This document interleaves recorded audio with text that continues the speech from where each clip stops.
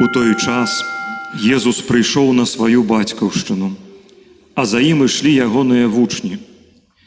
Калі надышоў шабат, ён пачаў навучаць у сінагозе. Многія, хто слухаў, здзіўляліся і казалі: «Адкуль у яго гэта? І што за мудрасць дадзена яму? І як такія цуды чыняцца ягонымі рукамі? Ці ж гэта не Цясляр, сын Марыі, брат Якуба, Юзафа, Юды і Сымона? Ці ж не тут сярод нас ягоныя сёстры?» І абураліся на яго. А Езус сказаў ім: «Нема прарока без пашаны, хіба што на бацькаўшчыне яго, сярод родных яго і ў доме яго». Таму ён не мог учыніць там ніякага цуду, толькі на некалькіх хворых усклаў рукі і аздаравіў іх. І дзівіўся іх бязвер'ю. Хадзіў па навакольных вёсках і навучаў. Гэта слова Пана. Хвала Табе, Христе.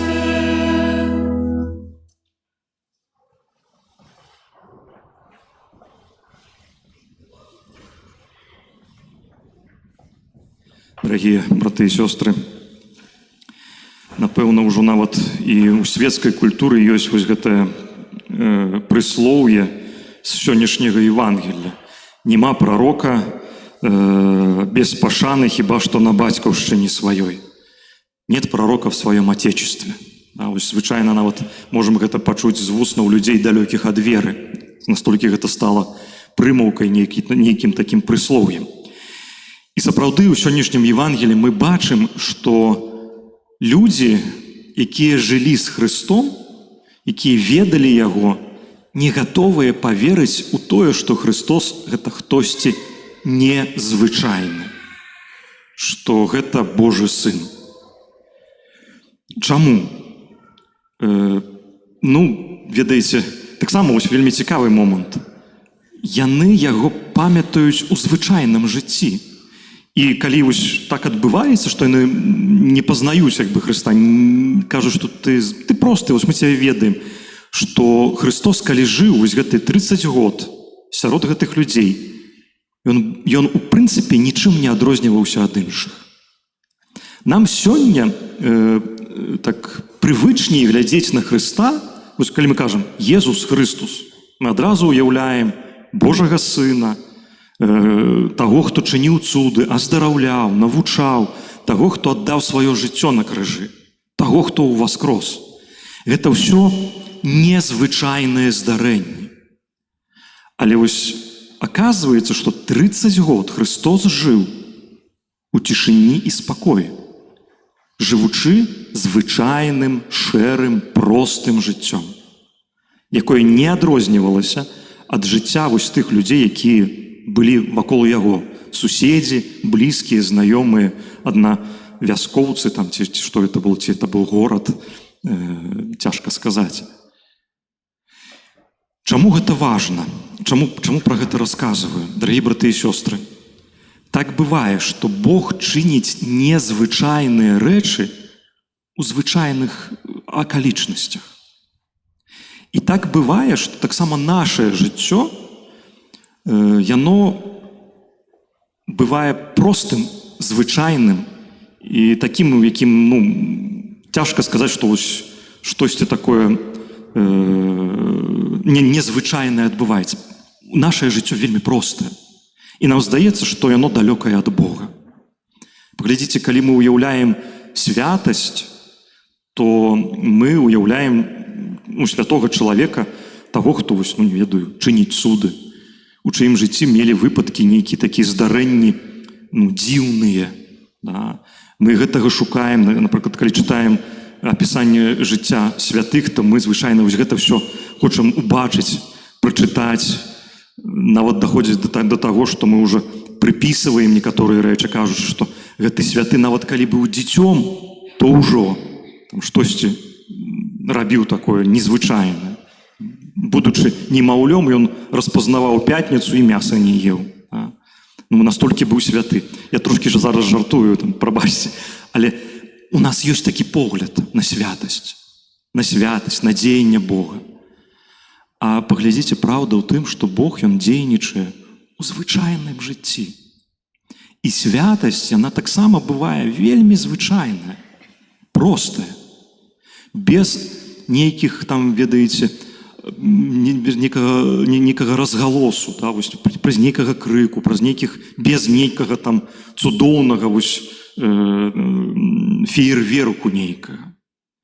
І таму, калі мы сёння, дарагі браты і сёстры, глядзім на сваё жыццё, яно нам можа здавацца вось такім нейкім простым, прэсным, штодзённым, трудным, цяжкім, шэрым, то гэта не азначае, што ў гэтым жыцці няма святасці.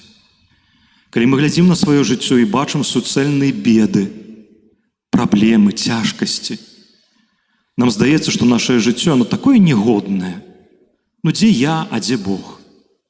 То памятайце, Бог ёсць у вашым жыцці. Бог ёсць блізка, у звычайнасцях, у простых рэчах.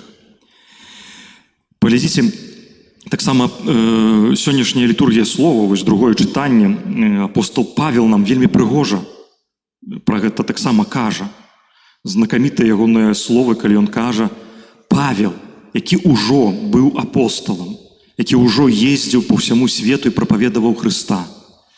Ён кажа, што я грэшны чалавек. Чаму? Я прасіў Бога, каб ён забраў нейкі вось там нешта, хутчэй за ўсё гэта быў грэх нейкі, не ведаем які, але штосьці, што перашкаджала Паўлу быць святым. Але Бог не забраў гэтага, сказаўшы, што моц у слабасці дасканаліцца. Так бывае, дарагі браты і сёстры, што шлях да святасці, ён ідзе праз грахоўнасць. Это такой парадокс. Да? Святыя ў нашым разуменні гэта людзі безгрэшныя, у якіх ужо ўсё правільна ў жыцці. А так бывае, што чым бліжэй ты падыходзіш да Бога, тым больш ты пачынаеш разумець, што ты яшчэ шмат дзе не дацягваеш, што шмат дзе недасканалы, што ў тваім жыцці ёсць шмат недасканаласці і граху. Так вось, дарагі браты і сёстры, святасць, яна вось у такіх рэчах, у такім жыцці грэшным, штодзённым і шэрым, у гэтым змаганні са сваімі слабасцямі. Святасць — гэта не той момант, калі ты ўсё перамог. Пане Божа, я табе абяцаў, што я брошу піць, і я бросіў, я перастаў. Вось я маладзец, я святы чалавек. Святасць — это калі ты разумееш, што это грэх, што это неправільна. Ты пробуеш гэта выпраўляць, а ці не выходзіць. І святасць — гэта калі ты дасвядчаеш таго, што Бог цябе з гэтага падымае. Па чуть-чуть, патроху, невялікімі крокамі. Ты змагаешся, Бог дае табе ласку, штосьці атрымліваецца, але зноў нешта навяртаецца назад. І ты зноў змагаешся з гэтым. Вельмі часта, якраз такі, дарагі браты і сёстры, гэта і ёсць святасць, шлях да святасці. Мне вельмі хацелася б, каб мы з вамі дацэнілі нашае звычайнае жыццё, каб мы не глядзелі на яго як на штосьці далёкае ад Бога, але памяталі, што у такім нашым простым жыцці Бог таксама прысутны. Он ёсць сярод нас. Каб мы памяталі пра яго прысутнасць таксама тады, калі будзем сустракацца з нашымі праблемамі, калі перажываем наш боль, нашы нейкія цяжкасці. Бог у гэтым ёсць. Гэта таксама Божае. Нашае жыццё, оно таксама Божае. Як прыклад, ведаеце, мне б хацелася вам прывесці такі факт. Ведаеце, ёсць такі святы Караль де Фуко. Не ведаю, ці вы яго ведаеце ці не. Гэта француз, так вельмі скарачаючы ягонае жыццё, ягоную біяграфію. Ён быў адукаваным чалавекам, калі не памыляюся, інжынерам. Але ў пэўным моманце ён вырашыў пакінуць, ён быў французам, пакінуць Францыю і паехаць проста ў Афрыку жыць сярод мусульманаў. Ну, такая благородная місія, можна сказаць, евангелізаваць людзей неверуючых, далёкіх ад Бога, мусульман. Ён паехаў і пачаў жыць на пустыні сярод гэтых людзей, не хрысціянаў. Далей там атрымалася, што ў яго былі паслядоўнікі, дзе ён заснаваў такі ордэн братоў меншых, малых братоў. Пражыў усё жыццё ў Афрыке. Але, ведаеце, ну і там памёр, і пазней быў аб'яўлены святым. Ён святы чалавек. Але, калі паглядзець на ягонае жыццё, то, дарагі браты і сёстры, ён жыў сярод нехрысціянаў. Але ён не навярнуў ні аднаго чалавека.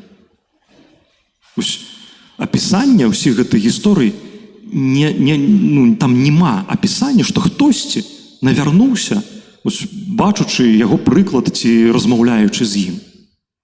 Не, ніхто. Больш таго, ягоныя родныя ўвесь час пыталіся яго адгаварыць і прывесці назад. Чаму? Яны казалі, што ты марнуеш сваё жыццё, ты адукаваны інжынер. Ты сидзіш у гэтым песку, і ты нічога не робіш. Ты мог бы паслужыць там сваёй краіне, сваім людзям. Ты бы будаваў штосьці там у Францыі. А ты сидзіш у этой Афрыкі і нічога. І праўда, ён нічога вялікага ў Афрыкі не зрабіў. Больш таго, заканчэнне яго жыцця было, ну, мягка кажучы, странным.